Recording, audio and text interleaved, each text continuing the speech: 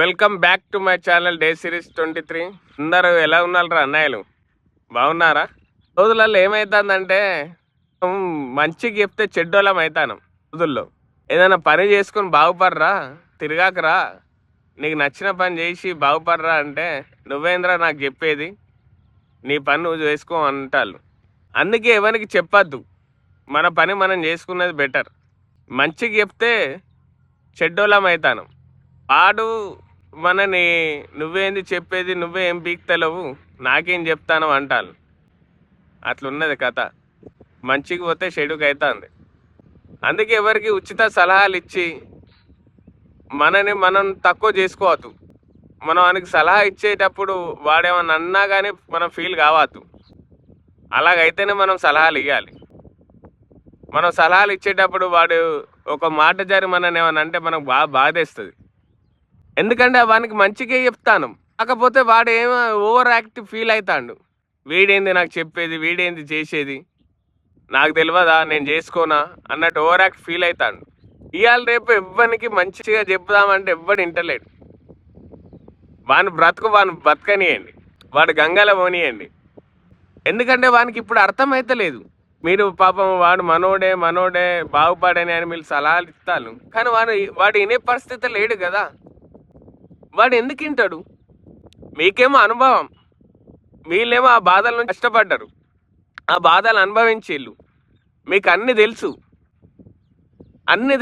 వాడు ఇట్లా కాదురా బిడ్డ, ఇట్లా చేయరా, ఇట్లా బాగుపడతావురా అంటే వాడు నువ్వేంద్రా చెప్పేది అంటాడు. అప్పుడు మీకు కూడా కోపం రావద్దు, ఎందుకంటే వాడు మూర్ఖుడు. వాడు చిన్న పోరల్లాగా చూడండి, సైలెంట్గా మీరు కోపం వచ్చినా సైలెంట్గా రండి. ఇప్పటికైనా అనుభవించేదాకా ఎవరికి ఏం తెలియదు. వాడు ఏం చేస్తున్నాడో వాడు బాధలు పడనియండి. కొన్ని రోజులు ఎంజాయ్ చేస్తాడు, కొన్ని రోజులు తిరుగుతాడు, కొన్ని రోజులు లాస్ అవుతాడు. వాని కష్టం వాడిని పడనియండి. ఎవరి నూతిలో వాడు పడితేనే కరెక్ట్ అవుతాడు. మనం ఏదో మంచిగా చెప్తే వాడు చెడ్డగా అనుకుంటాడు. వాని జాగాలో మనం శత్రువులం అవుతాను. అవసరం మనకు?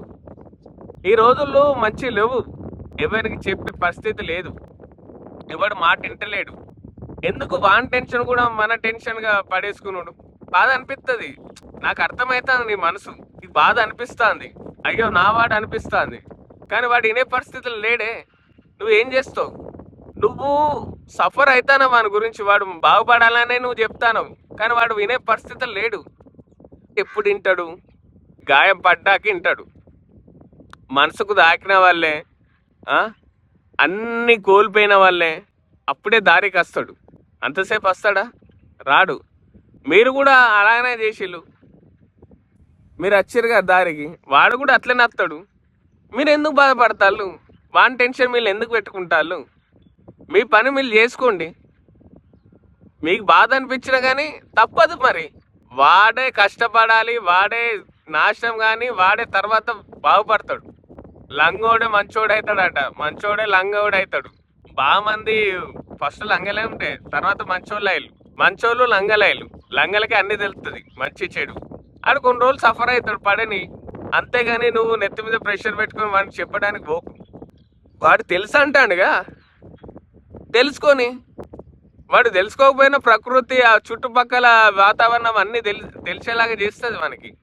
కొన్ని రోజులు కష్టపడతాడు, మీకు చూడబుద్ధి కాకపోతే పక్క తిరిగి సప్లైకి ఉండండి. అంతేగాని ఇవాళ రేపు ఎవ్వరికి మంచిగా చెప్పుదామంటే ఎవ్వడు వింటలేడు. మీరు కూడా అనే ఎట్లా వేయాలరా అన్నప్పుడే మీరు సజెషన్ ఇవ్వండి. అంతేగాని వాడు అడగకముందే సజెషన్ ఇవ్వకండి. వాడిని చూసుకొని ఇవ్వండి. మీరు దేబ్బకు పోయి అని పుల్ల పెడితే కాలుతుంది దానికి. వాని బతకనియండి, వాడే సెట్ అవుతాడు ఆటోమేటిక్. మీ దగ్గరకు వచ్చినప్పుడు మిమ్మల్ని అడిగితేనే అప్పుడు చెప్పండి, అంతసేపు చెప్పకండి. వాని తెలివితేటలు వాడనియండి. మీ తెలివితేటలు వాని మీద ఎందుకు రుద్దుతారు? మీకు బాధ అనిపిస్తుంది, నాకు తెలుస్తుంది మీ బాధ.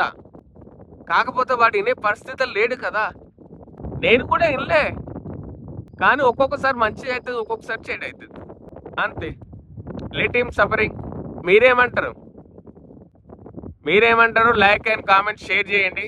తప్పకుండా మన ఛానల్ని సబ్స్క్రైబ్ చేసుకోండి. మరి ఇంకా ఎన్నో వీడియోలు మీ ముందుకు తీసుకొని వస్తాను.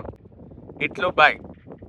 ఈ వీడియో నచ్చంటే లైక్ అండ్ షేర్ చేయండి మీ ఫ్రెండ్స్కి, మీ ఫ్యామిలీస్కి, అందరికీ ఇది ఉపయోగపడుతుంది. ఓకేనా?